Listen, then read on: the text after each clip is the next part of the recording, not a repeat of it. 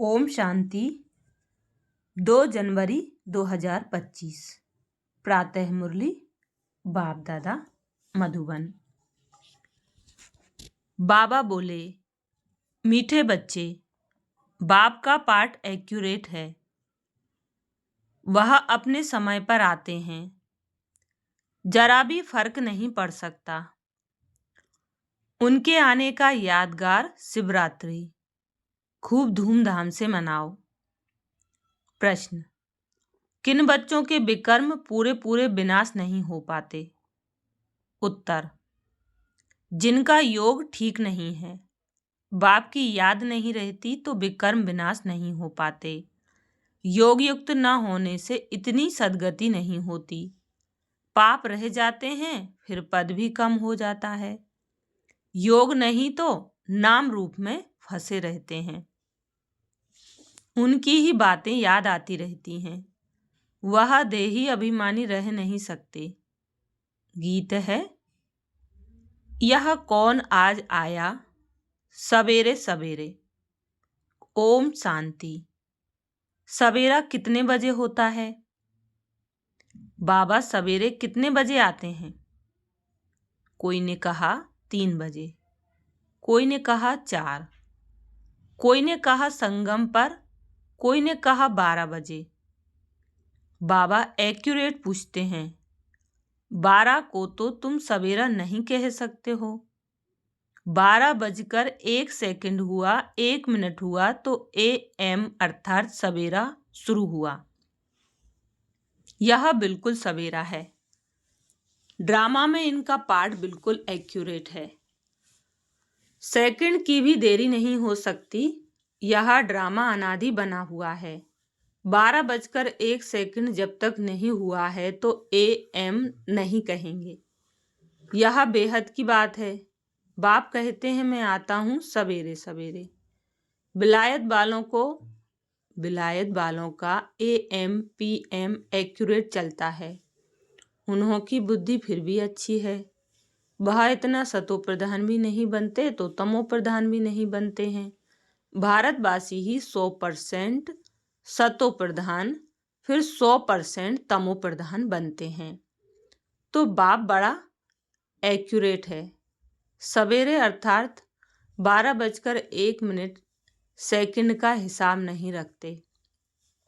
Second पास होने में मालूम भी नहीं पड़ता। अब यह बातें तुम बच्चे ही समझते हो। दुनिया तो बिल्कुल घोर अंधियारे में है।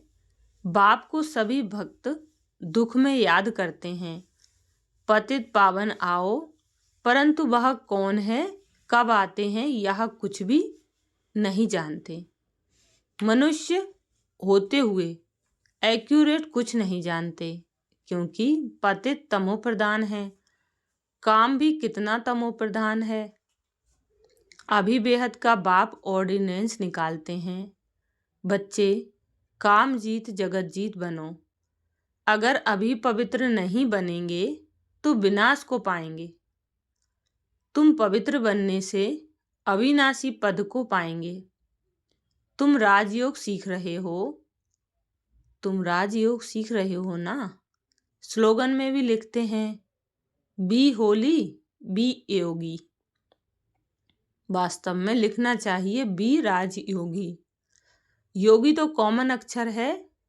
ब्रह्म से योग लगाते हैं, वह भी योगी ठहरे। बच्चा बाप से स्त्री पुरुष से योग लगाती है, परंतु यह तुम्हारा है राजयोग। बाप राजयोग सिखलाते हैं, इसलिए राजयोग लिखना ठीक है। बी होली एंड राजयोगी। दिन प्रतिदिन करेक्शन तो होती रहती है। बाप भी कहते हैं आज तुमको गुह्य से गुह्य बातें सुनाता हूँ। अब शिव जयंती भी आने वाली है। शिव जयंती तो तुमको अच्छी रीति मनानी है। शिव जयंती पर तो बहुत अच्छी रीति सर्विस करनी है। जिनके पास प्रदर्शनी है, सभी अपने अपने सेंटर पर अथवा घर में शिव जयंती अच्छी रीति मनाओ और लिख दो, शिव बाबा गीता ज्ञान दाता बाप से बेहद का वर्षा लेने का रास्ता आकर सीखो। भल बत्तियां आदि भी जला दो। घर घर में शिव जयंती मनानी चाहिए। तुम ज्ञान गंगाएं हो ना, तो हर एक के पास गीता पाठशाला होनी चाहिए। घर घर में गीता तो पढ़ते हैं ना। पुरुषों से भी माताएं भक्ति में तीखी होती हैं। ऐसे कुटुंब परिवार भी होते हैं जहाँ गीता पढ़ते हैं, तो घर में भी चित्र रख देने चाहिए। लिख दें कि बेहद के बाप से आकर फिर से बरसा लो। यह शिव जयंती का त्योहार वास्तव में तुम्हारी सच्ची दीपावली है। जब शिव बाप आते हैं तो घर घर में रोशनी हो जाती है। इस त्योहार को खूब बत्तियां आदि जलाकर रोशनी कर मनाओ। तुम सच्ची दीपावली मनाते हो। फाइनल तो होना है सतयुग में। वहां घर घर में रोशनी ही रोशनी होगी, अर्थात हर आत्मा की ज्योत जगी रहती है। यहाँ तो अंधियारा है। आत्माएं आसुरी बुद्धि बन पड़ी हैं। वहां आत्माएं पवित्र होने से दैवीय बुद्धि रहती है। आत्मा ही पतित, आत्मा ही पावन बनती है। अभी तुम बर्थ नौटे पैनी से पाउंड बन रहे हो। आत्मा पवित्र होने से शरीर भी पवित्र मिलेगा। यहाँ आत्मा अपवित्र है तो शरीर और दुनिया भी इम्प्योर है। इन बातों को तुम्हारे में से कोई थोड़े हैं जो यथार्थ रीति समझते हैं और उनके अंदर खुशी होती है। नंबरवार पुरुषार्थ तो करते रहते हैं। ग्रहचारी भी होती है। कभी राहु की ग्रहचारी बैठती है तो आश्चर्यवंत भागंती हो जाते हैं। बृहस्पति की दशा से बदलकर ठीक राहु की दशा बैठ जाती है। काम विकार में गया और राहु की दशा बैठी। मल्ल युद्ध होती है ना। तुम माताओं ने देखा नहीं होगा, क्योंकि माताएं होती हैं घर की घरेत्री।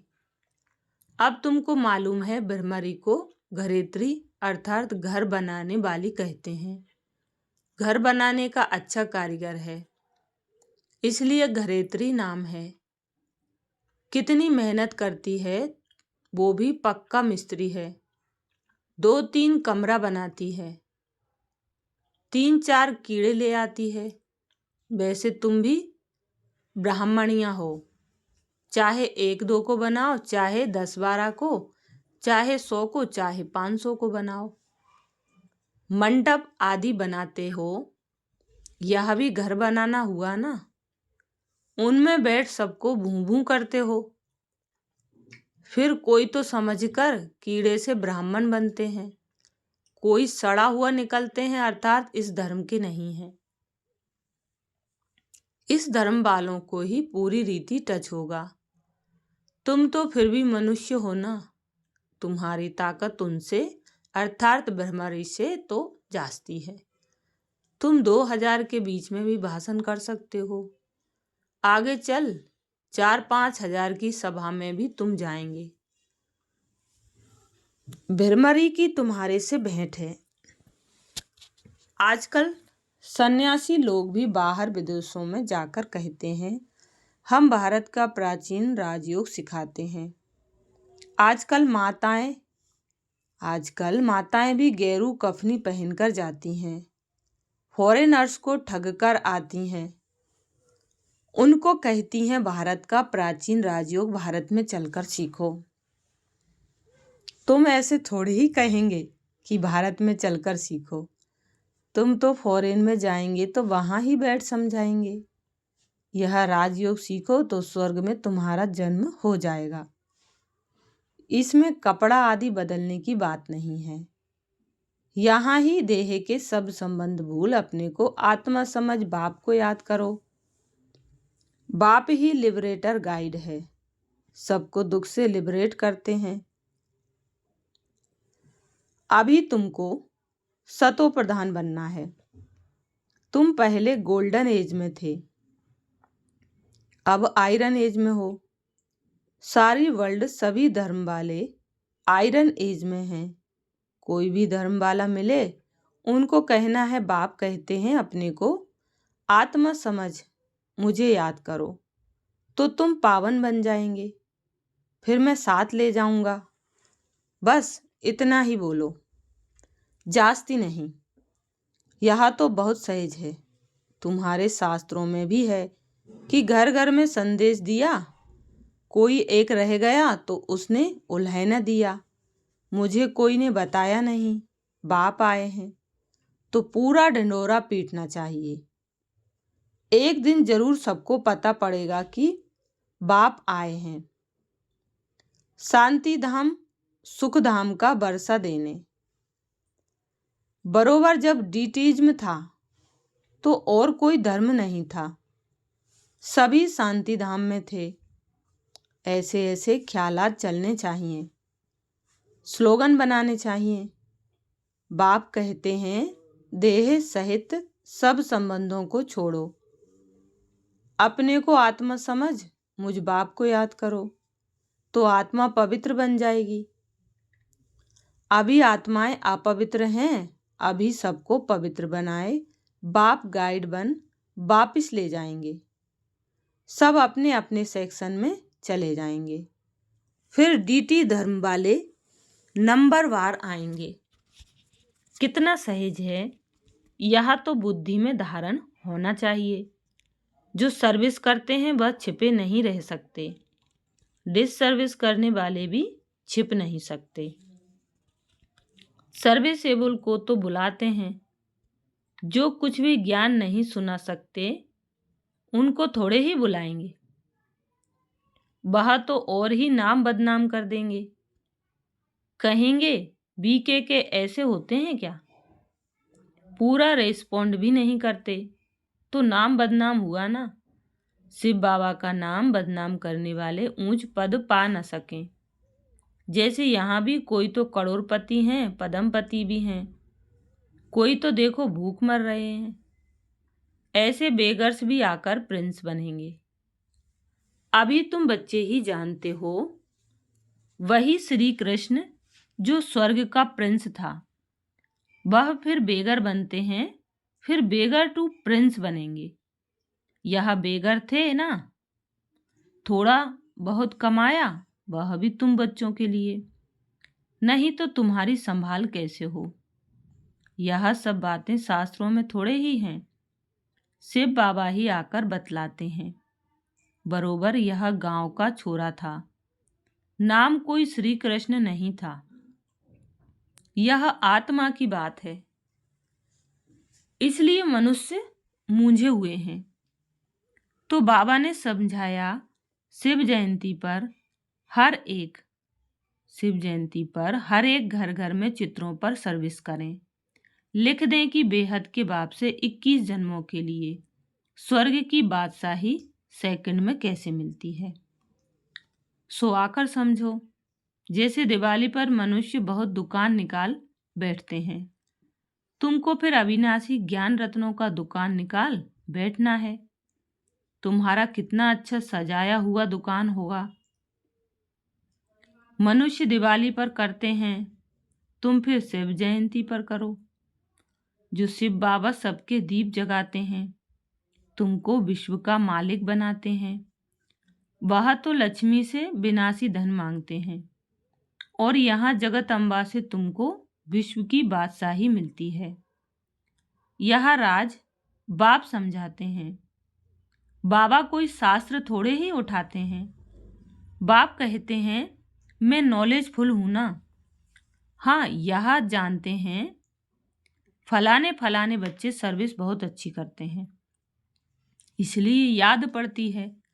बाकी ऐसे नहीं कि एक एक के अंदर को बैठ जानता हूं। हाँ, कोई समय पता पड़ जाता है यह पतित है, शक पड़ता है, उनकी शक्ल ही मायूस हो जाती है तो ऊपर से बाबा भी कहला भेजता है, इनसे पूछो। यह भी ड्रामा में नूंद है, जो कोई कोई के लिए बताते हैं, बाकी ऐसे नहीं सबके लिए बताएंगे। ऐसे तो ढेर हैं काला मुंह करते हैं, जो करेंगे सो अपना ही नुकसान करेंगे। सच बतलाने से कुछ फायदा होगा, नहीं बताने से और ही नुकसान करेंगे। समझना चाहिए बाबा हमको गोरा बनाने आए हैं और हम फिर काला मुंह कर लेते हैं। यह है ही कांटों की दुनिया, ह्यूमन कांटे हैं। सतयुग को कहा जाता है गार्डन ऑफ अल्लाह और यह है फॉरेस्ट। इसलिए बाप कहते हैं जब जब धर्म की ग्लानि होती है तब मैं आता हूँ। फर्स्ट नंबर श्री कृष्ण देखो फिर 84 जन्मों के बाद कैसा बन जाता है। अभी सब हैं तमो प्रधान, आपस में लड़ते रहते हैं।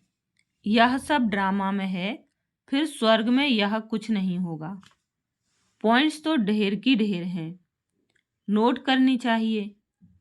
जैसे बैरिस्टर लोग भी पॉइंट्स का बुक रखते हैं ना, डॉक्टर लोग भी किताब रखते हैं, उसमें देखकर दवाई देते हैं। तो बच्चों को कितना अच्छी रीति पढ़ना चाहिए, सर्विस करनी चाहिए। बाबा ने नंबर 1 मंत्र दिया है, मन मना भाव। बाप और बरसे को याद करो तो स्वर्ग के मालिक बन जाएंगे। शिव जयंती मनाते हैं, परंतु शिव बाबा ने क्या किया? जरूर स्वर्ग का बरसा दिया होगा। उसको 5000 वर्ष हुए। स्वर्ग से नर्क, नर्क से स्वर्ग बनेगा। बाप समझाते हैं बच्चे, योग युक्त बनो तो तुम्हें हर बात अच्छी तरह समझ में आएगी। परंतु योग ठीक नहीं है, बाप की याद नहीं रहती तो कुछ समझ नहीं सकते। विकर्म भी विनाश नहीं हो पाते। योग युक्त न होने से इतनी सद्गति भी नहीं होती है। पाप रह जाते हैं, फिर पद भी कम हो जाता है। बहुत हैं, योग कुछ भी नहीं है, नाम रूप में फंसे रहते हैं। उनकी ही याद आती रहेगी तो विकर्म विनाश कैसे होंगे? बाप कहते हैं देही अभिमानी बनो। अच्छा, मीठे मीठे सिकिलदे बच्चों प्रति माता पिता बाप दादा का याद प्यार और गुड मॉर्निंग। रूहानी बाप की रूहानी बच्चों को नमस्ते। हम रूहानी बच्चों की रूहानी माता पिता बाप दादा को याद प्यार, गुड मॉर्निंग और नमस्ते। धारणा के लिए मुख्य सार, पहली पॉइंट, शिव जयंती पर अविनाशी ज्ञान रत्नों का दुकान निकाल सेवा करनी है। घर घर में रोशनी कर सबको बाप का परिचय देना है। दूसरी पॉइंट है, सच्चे बाप से सच्चा होकर रहना है। कोई भी विकर्म करके छिपाना नहीं है। ऐसा योग युक्त बनना है जो कोई भी पाप रह ना जाए। किसी के भी नाम रूप में नहीं फंसना है। वरदान दिया बाबा ने, मैंपन के भान को मिटाने वाले ब्रह्मा बाप समान श्रेष्ठ त्यागी भाव। मैंपन के भान को मिटाने वाले ब्रह्मा बाप समान श्रेष्ठ त्यागी भाव। डिटेल है, संबंध का त्याग, वैभवों का त्याग कोई बड़ी बात नहीं है, लेकिन हर कार्य में संकल्प में भी औरों को आगे रखने की भावना रखना, अर्थात अपनेपन को मिटा देना। पहले आप करना, यह है श्रेष्ठ त्याग। इसे ही कहा जाता स्वयं के भान को मिटा देना। जैसे ब्रह्मा बाप ने सदा बच्चों को आगे रखा, मैं आगे रहूं, इसमें भी सदा त्यागी रहे। इसी त्याग के कारण सबसे आगे अर्थात नंबर 1 में जाने का फल मिला। तो फॉलो फादर। स्लोगन है, फट से किसी का नुक्स निकाल देना, यह भी दुख देना है। अच्छा, शुक्रिया बाबा, शुक्रिया आप सभी का। अपनी शक्तिशाली मनसों द्वारा सकाश देने की सेवा करो। जैसे ऊंची टावर से सकाश देते हो, जैसे ऊंची टावर से सकाश देते हैं, लाइट माइट फैलाते हैं, ऐसे आप बच्चे भी अपनी ऊंची स्थिति अथवा ऊंचे स्थान पर बैठ कम से कम 4 घंटे विश्व को लाइट और माइट दो। जैसे सूर्य भी विश्व में रोशनी तब दे सकता है जब ऊंचा है, तो साकार सृष्टि को सकाश देने के लिए ऊंचे स्थान निवासी बनो।